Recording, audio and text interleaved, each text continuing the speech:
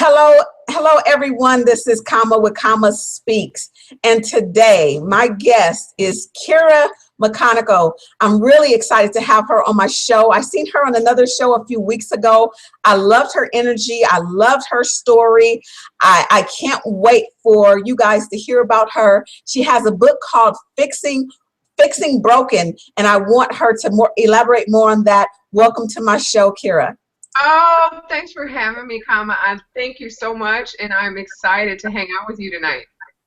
Thank you. I'm going to read just a little brief thing on your bio that I have here. I'm not going to read it all.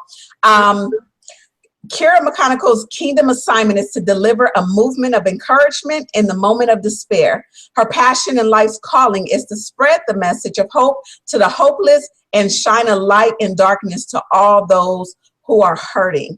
And I'm not going to read it all. I'm just going to go down a little bit. As co-owner and operator of Integrity Designs, Publications, and Consulting, Kira uses her degree in digital imaging to create custom corporate identities and marketing collaterals designs. Her work is known across the country with clients in several states.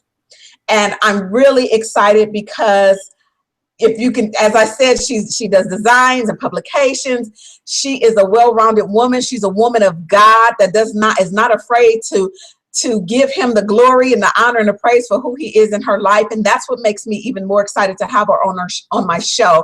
So once again, welcome to my show, and tell everyone else a little bit more about yourself. Oh, sure. You know, words have a way of making it sound so much more than what we really are. I always say that my greatest work is my family, my husband, and my children. And so just raising a family in today's society and keep us all focused on God and the things of God is quite a chore in and of itself. Yes. I wrote Fixing Broken in 2014. And it was almost a lifelong goal for me. It came out of a part of my life where I was really hurting from a lot of the things that I experienced growing up as a child when my parents divorced. And what I discovered was that out of that hole in my whole being, I had filled that with so many things that were negative. Mm-hmm. And while I was accomplishing things in the business world, my spirit and the soul of who I was deprived, and it was in a worse condition than I ever thought I would be. And so I went on a journey to really discover my true self, to really get rid of a lot of negative things that I had kind of packed down into the whole of who I was. Mm-hmm. And amazed at the things that came out when I really started being honest with myself and being honest with God, and trying to do all of those things that I needed to do to become emotionally whole and stable again. So that's kind of where Fixing Broken came out of. At first I wanted to just write a book about my family's experience and, you know, what it was like to come from a single parent home, and a lot of the things that I walked through coming from that negative place in my life. It ended me up on welfare, in a domestic violence relationship for several years. I had a drug addiction for a couple of years, and just very unstable in life. And so, you know, the thing about God is we have a way of coming to him and say, hey, God, can you fix this one thing for me? Right. And like, yeah, but what about all this other stuff? And I think that I had really just got to that point with him where I know I needed to not worry about the surface things of my life and not continue to ask him to help me with a job promotion or, you know, help me with my friendships, you know, all of the things that we like to deal with on the surface. But, you know, God being who he is, he was concerned about the whole of who I was. Yes. And I needed to purge a lot of that hurt, and I needed to learn how to live past the things that happened in my past, and then how do I create something positive with my life with all of these broken pieces? And so that's how I came up with Fixing Broken. Wow, and I think that's such a perfect name, because a lot of us, we don't know how to fix broken. And I was kind of writing some notes, and there were some things that you said. You're definitely, and I don't say this to too many people, you definitely don't look like what you've been through, because I know we spoke previously in regards to some of the things you have gone through, but I tell you, the joy of the Lord is just all over you, and you just look like you've been just had this great life, and you haven't been through anything. But what I will say, you said you were honest with yourself. Let's kind of get into that, because I believe that when we become honest with ourselves, then we can look like what we've been through. Because a lot of times what we do is we pass it on to somebody else and say, well, it was their fault why we didn't do this, or their fault why we didn't do that. So how are you able to say, you know what, let me be honest with me, let me be real with me, and let me check myself out? Yeah. You know what ended up happening was, no matter where I turned in my life, all of the arrows kept pointing back to me. I'm the reason why I can't keep a job. I'm the reason why I can't pay my bills on time. I'm the reason why I'm hopping from apartment to apartment to apartment. I'm the common denominator. And, you know, I don't know if it was just maturity or if it was a level of I'm sick and tired of being sick and tired. I knew that God had sent me a good man. And I knew that if I continued the pattern that I was on, I was going to run him off. So that was a part of it. And the other thing was, I really wanted to have a genuine relationship with God. Yes. I did not want to just go to church and sing in the choir and serve in ministry and have all of these great titles, and then it's just a surface thing. I know that there was more to my life than what I was living. And when you begin to make your mind up that you want to have a real relationship with anyone, with God, with your husband, with your kids, you have to look at yourself. And the things that God began to show me was that the reasons why I have this behavior is not just because I'm in sin, because that's the first thing that we want to say, you know, oh, you're in sin and that's why you're eating this bad fruit in your life. You know, just suck it up and you'll make it through. You know, just go to the altar and just pray and lift your hands and God will take it from you. But there are things that God wants us to do in the natural that we have to do and we have to walk out, and it starts with being honest. Yes. And when we are able to be honest, and the great thing about being honest, is that when you're being honest with God, it's nobody there but you and him.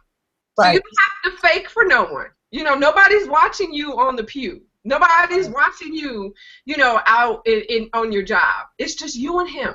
It's you and him. And there's no better place to be than right there with him. And letting all of that come up. And then saying, oh, that's what I'm doing. I'm doing this because I feel rejected. I'm behaving like this because everyone who was supposed to love me didn't do their part. Right. I don't trust because my father left. And those are things that we have to say to ourselves. Wow. Yes. If for those that are watching, we have some viewers. Just FYI, if you have any questions, you have an opportunity to ask. Just type in, make sure you're logged on to Google Plus so that I can see it here on the side. Okay. Now, with everything that you said and all that you've done, again, the being honest with yourself, being honest with God, the things that you have to discover within yourself. You've also written a book about bearing fruit, and kind of a guide to entrepreneurship. Can you talk about that book a little bit? I sure will. And you know what? I had always thought, you know, an entrepreneur is somebody who owns a storefront, you know, like a grocery store or a shoe store. I never realized what the Word of God said in Deuteronomy. And he says that he gives us the power to create wealth so that his kingdom can be established. Yes. So when I broke that scripture down, I realized the word power is my creative skills, my gifts, my talents, my abilities. He gave me that power to create wealth.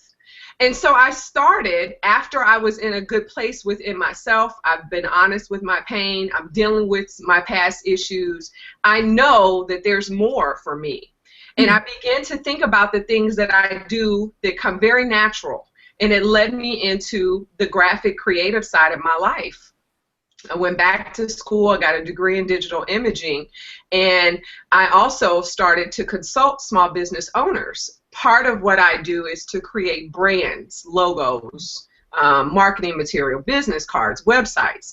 And what I found was that I can sell you a business card, but if you don't have the fundamentals about being in business, you're not going to be in business very long. Right. And as I was consulting clients, I had this little cheat sheet that I would walk them through. What does it mean to be an LLC? What is the difference between a C Corp or a S Corp or a 501c3? And all of those things that we need as a new business to really get started and to sustain our business. What does a financial spreadsheet look like? Why Yes. do I need to know what my cash flow? How do I come up with my projections? And so I compiled all of those things, and I created the publication Bear Much Fruit. And a part of that is the natural side of business, and then it's the spiritual side. It's that second half of that scripture. So God gives us the power to create wealth. Why? So that his kingdom can be established. Yes. Those are the things that we have to do as a Christian. So that's the godly approach to entrepreneurship. The difference between tithing and giving, and how to create seed money so you can do something different in your life, and how do you become a good steward with the things that God has given you, how to be a person of integrity in your business. And so those are the things that are compiled in that book. And right now it's a download, but I am going to put it in print because I've had a lot of people that just want a hard copy. So that's forthcoming. Okay. No, I just think it's awesome because I push entrepreneurship. I am just 150% in for entrepreneurship. But you said something that was pretty profound to me, because I didn't think about it in the way you just said about the business cards. And like you said, if it's just a business card that kind of, you just have a business card, what's going to be your background? What's going to be your foundation? Because it's great to pass out business cards, but what's next? A lot of people don't understand the what's next part. But what I'm finding, and you can let me know if you run across people like this that are entrepreneurs that are trying to even get to where you are, but they always have excuses of, well, I don't have the money. I can't afford the business card. I can't afford the website, or I can't afford this, can't afford that. What are some things that you may encourage them with, especially with all the things that you've been through? Because you could have had an excuse to say, nope, I've been abused. I've been on drugs. I was addicted to drugs. I dealt with this and that, and I'm just not going to continue to go forth. What are some things that you may, I'm sure you come across people that you can encourage them and say, hey, no, this is what you need to do. And with this business card, you need to do what? Well, one thing I always do is I try to help people identify who they are. And that's chapter 1 in the book. Because really quickly, I can help you identify if you really want to be in business or you just have a great hobby. Yes. And so a lot of times we just don't want to work for anybody anymore. So we want to be self-employed. So you can be self-employed and not really be an entrepreneur. So right. I try to help people to decide that real fast in life when it comes to starting a business, because that will eliminate a lot of excuses. Yes. And then the second thing I do is I really try to make someone sit down and do a business plan. And it's so many things out there that will deter you from doing a business plan. They have quick business plans. They have template business plans. You can buy a plan. You can pay somebody to write a plan for you. But my school of thought is this. If you cannot take the time to sit down and think about what you want to do, how you want to do it, and where you want to do your business, you're probably not going to last very long.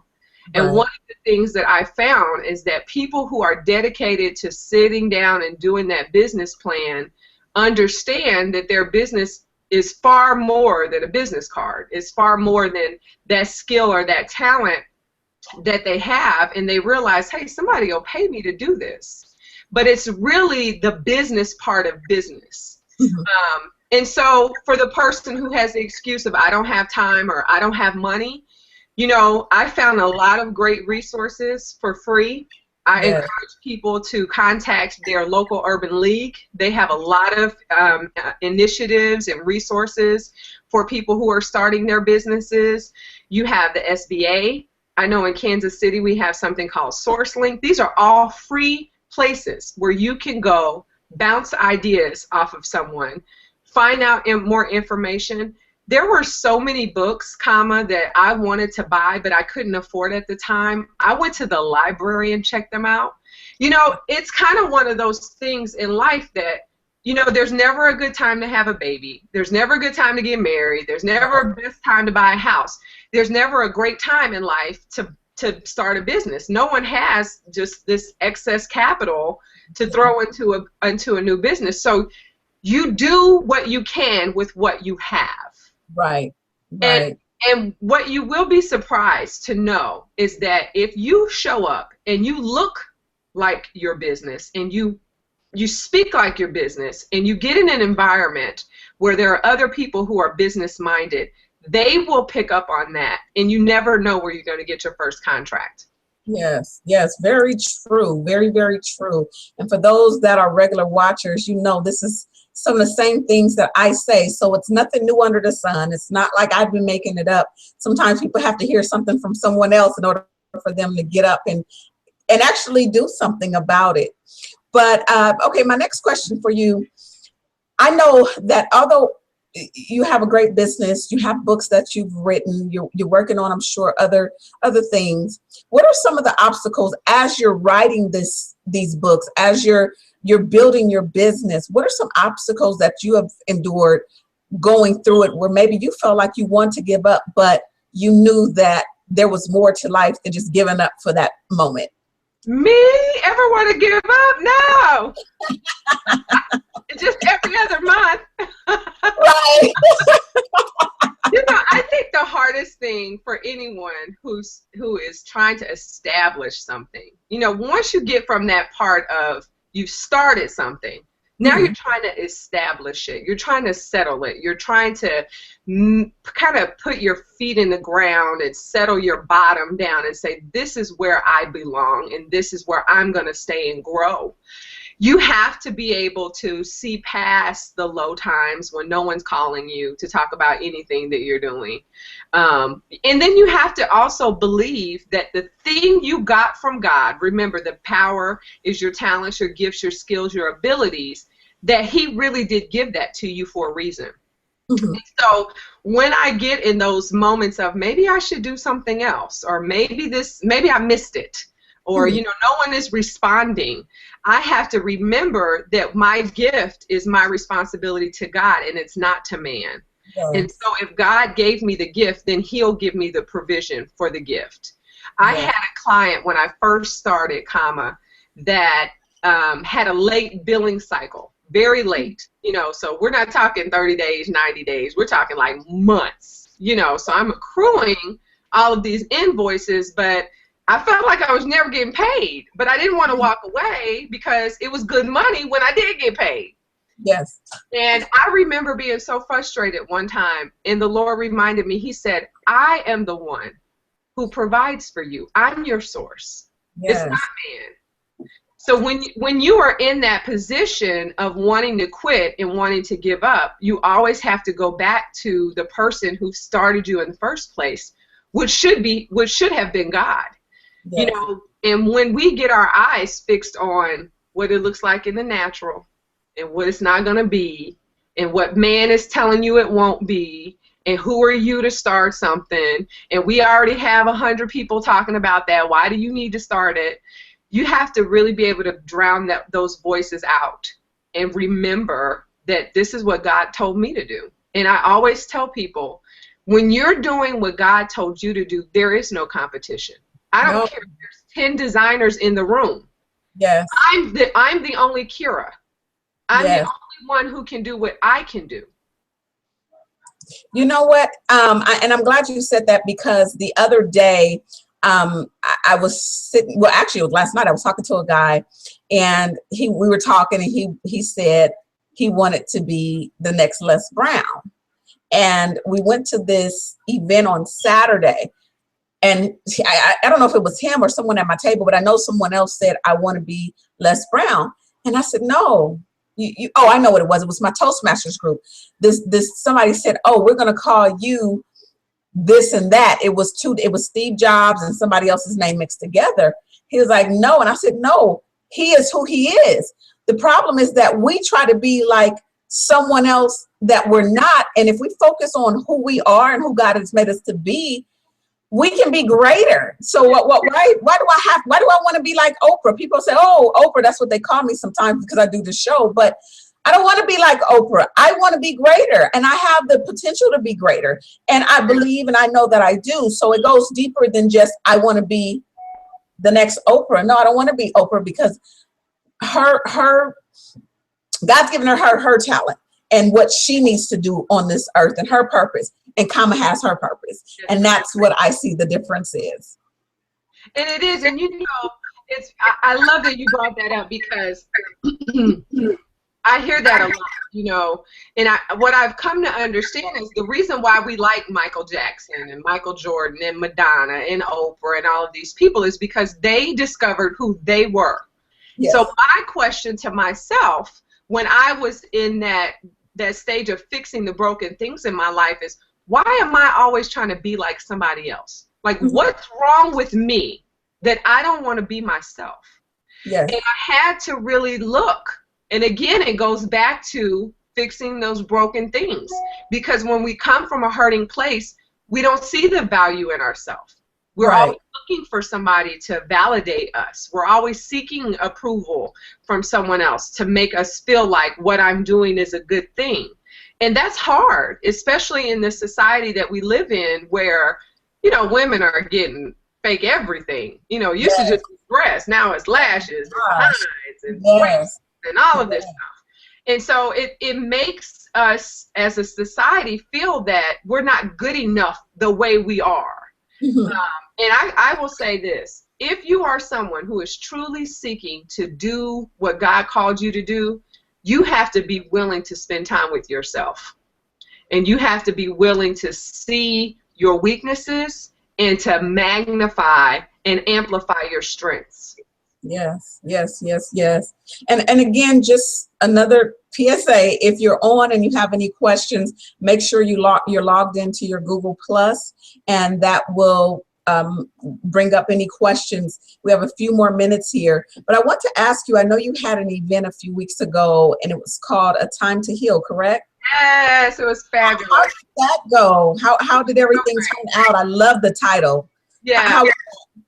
It was awesome. The atmosphere of a conference is sometimes stuffy. A lot of times we go to just gain information and go home. And I knew when the Lord told me that this was what I needed to do next, I was very afraid, and I had a lot of trepidation about it because the idea behind It's Time to Heal was for you to come to the conference and for us to help you fix the broken things in your life. And so, that's good when you're reading the book at home. Nobody really knows your business, but to do that in a kind of an open setting, it was risky. It was a risk. But I will say that God met us. There were people who came from domestic violence shelters. There were people who came who had been hurt at church. There were people who were there from families where they had been sexually abused as children. All kinds of hurt, that we carry around. And at the conference, we were able to really just pull off some of those layers and say, this did happen to you, but God really desires for you to be healed from this. Yes. And so the atmosphere was set through praise and worship, we had other music artists, we had workshops, we had open mic questions, there were hands-on exercises where people could really work through a lot of those things that were broken. And so the feedback was awesome, but I think the most important part of it was that God was glorified, and people walked away knowing that God wants them to be whole. that this isn't just something that's reserved for a person with a lot of money who can sit on a therapy couch, that this is a gift, that this is a part of salvation. Yes. You're healing not just for sickness in your body, but in your spirit. Yes. So it was awesome. The turnout was phenomenal. And, you know, if God says the same, we'll do it again. Maybe we'll come to California and do it with you. That would be great. I'm excited about any kind of conference seminar. I'm working on one right now. It's going to be a virtuous woman seminar, especially with what's going on in the world today, and all these young women and older women and older women that seem like they forgot who they are as women and who God has created us to be, because we fight so much against our men, and we want to be the man of the house as well and wear the pants in the house. But we have a place, and I know a lot of people don't like me saying that, but we all have a place. And I want us to understand who God has created us to be, and let people know that you can be that virtuous woman. It's possible. It's more than just closing your legs. It goes so much greater and deeper. And I believe that if we have more women that are virtuous, then we'll have great marriages, great relationships. People will be getting married to the person God has called them to be married to. So that's something I'm working on. So if you want to collaborate or bring yours out here, I would love to be able to do that, because I think it's awesome. We have to heal first, sometimes before we move forward, because if that hurt is with us, we can't be as effective as we want to be and we should be, so that we can help somebody else. So what you're doing, your work is absolutely awesome. I thank you so much for being on my show. And before I completely let you go, I want you to leave a little something with the audience. If it's just maybe a word with them or something that's on your heart, and also leave your contact information. Absolutely. Well, thank you again for having me. The time flew by way too quickly. But I just want to encourage someone who may be listening. And you might feel like, you know, everything that we said was great, and, you know, but at the end of this Google Hangout, I have to go back to Kira and Kama. You have no idea the way that I'm living. I want you to know that it's not just about the way we look or the things that we've said, that this life that we're talking about is not some type of facade that is good for us, but it's not good for you. But Christ died so that you could have life, and that you could have it more abundantly. And you deserve the abundant life. So I want you to stay encouraged. Don't you quit. I don't care what the enemy says. I don't care what your friends say. I don't care what your mom said. I don't care what your dad said. If you know that God has spoke to you about a gift or a call, don't you quit, because we need you. I need to hear what God has for you to say to us. And so just be encouraged. You can reach me at kiramcconico.com. And if you have any questions, or if you're looking for any of my books or materials, you can find them at that web address, www.kiramcconico.com. And Kama, I would love to come to California, so you just let me know. I will get on a plane tomorrow.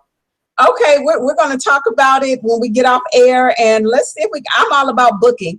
One thing I tell people about me is that when we say we're going to do something, let's just book the date, the rest will work out. Trust me, that's how I feel. And that's how I was able to put on my first conference this year. I slacked for so long, and I was like, I'll do it. I held on it for about 2 to 3 years, and finally the Lord said to do it. And I tried to pass it to somebody else. The Lord was like, no, I gave it to you. You need to do it. And that person started helping me with 2 other people. They fell off, and it was just all me and Lord.